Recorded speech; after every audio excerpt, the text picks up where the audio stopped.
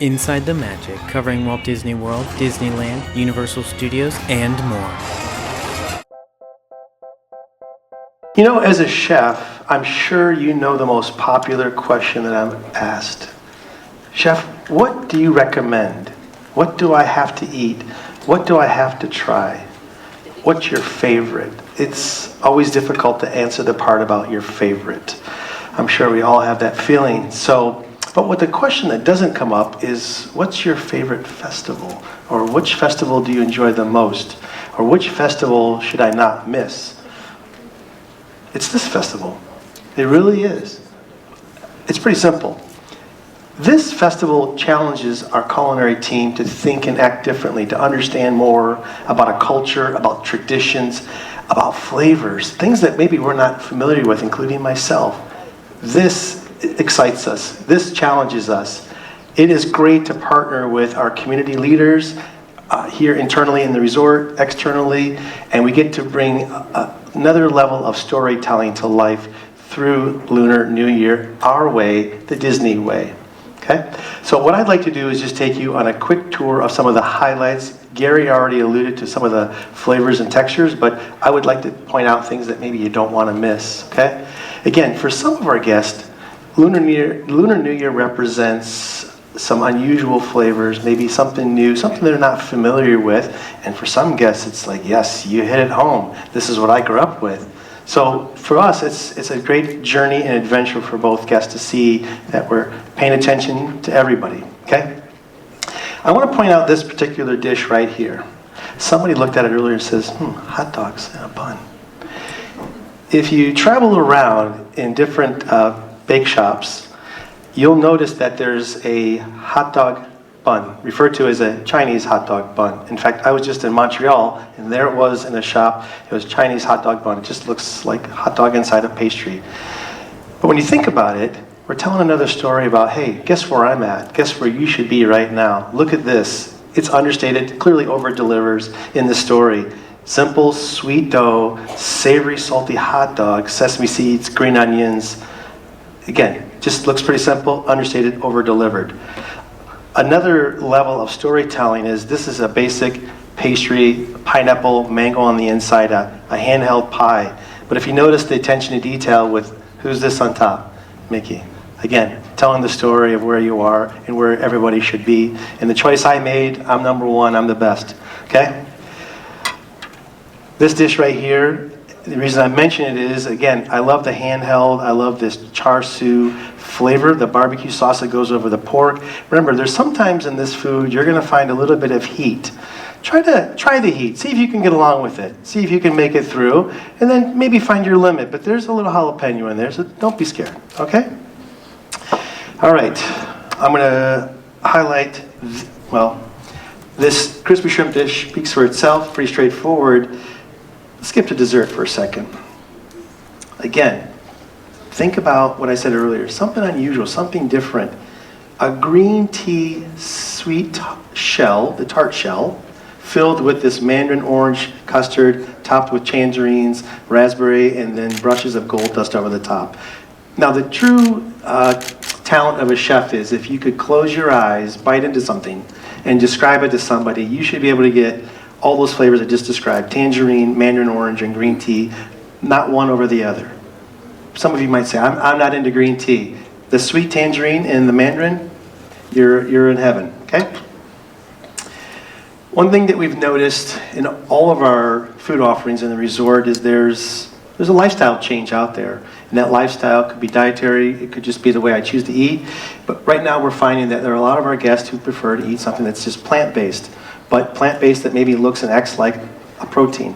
So this particular protein here, as Gary referred to, is oomph. It looks and acts like chicken, but it's got full flavor, this vegetable stir fry.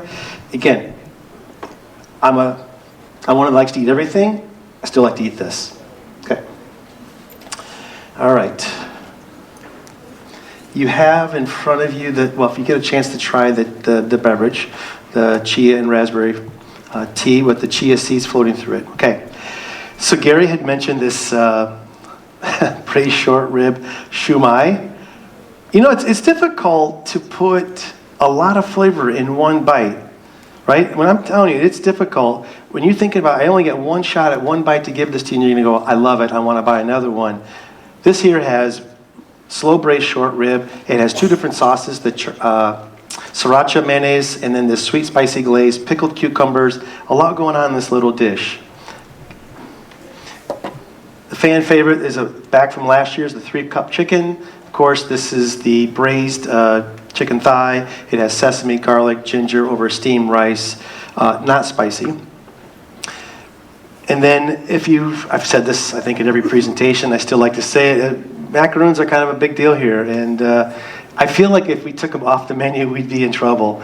This is a great macaroon. It introduces a sweet potato, right? Something savory, but we lightly sweeten it. And inside of this macaron, on the very interior, right here in the center, is creme fraiche. So you have to make sure that you work your way from this end to the ears. I know it's easy to want to nibble on the ears first, but work this way out. And then I'll just highlight this particular dish right here as, well, actually, both of these really should, because they both deserve some attention. Tender chicken meatballs served warm with this glaze over the top, and then you have this room temperature noodle salad with pickled vegetables in there. Okay, this is the hot and cold together crispy vegetable egg roll. On the bottom is a chilled garlic sesame noodle salad, and returning, of course, is the sweet egg tart. All right, so I think I could be saving the best for last. I could be scaring some of you off, but I'm never going to shy away from our piece de resistance, our whole crispy tilapia, cooked to order, served with this fragrant chili lime vinaigrette, some braised spinach.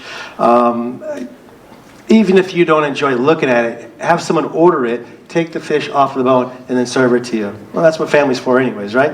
I'm telling you, I know it's something that it takes a little bit to get used to, but I'd hate for you to miss out on the flavor experience. And of course, you can say, I've had whole fish. It's not my cup of tea. But all right, and it's served family style with steamed rice and soup. Let's see, two other.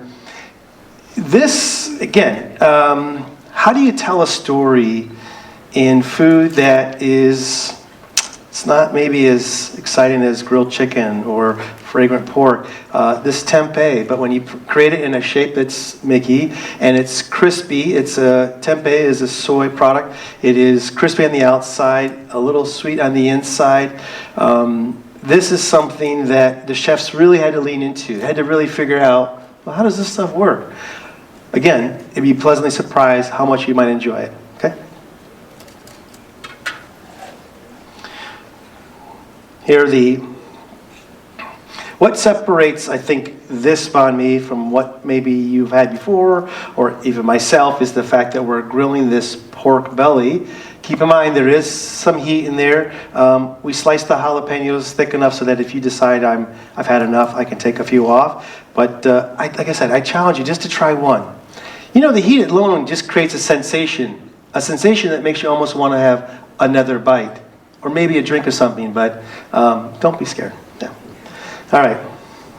And then last we have, again, something small. You have to create a lot of flavor in just a couple of bites. So inside this is a mango mousse. Tucked in the very center is a passion fruit cream, a mango glaze over the top. What's great about this, again, if I hold it up to my face here, took a picture, I could tell you where I'm at. You have the red coin, the gold Mickey, raspberry and gold, and so it's great storytelling. And again, I think if you notice the food from previous year's Lunar, we've come a long ways. I appreciate the fact that you give us a chance to improve, but I think the flavor's always been there, just the storytelling's gotten better.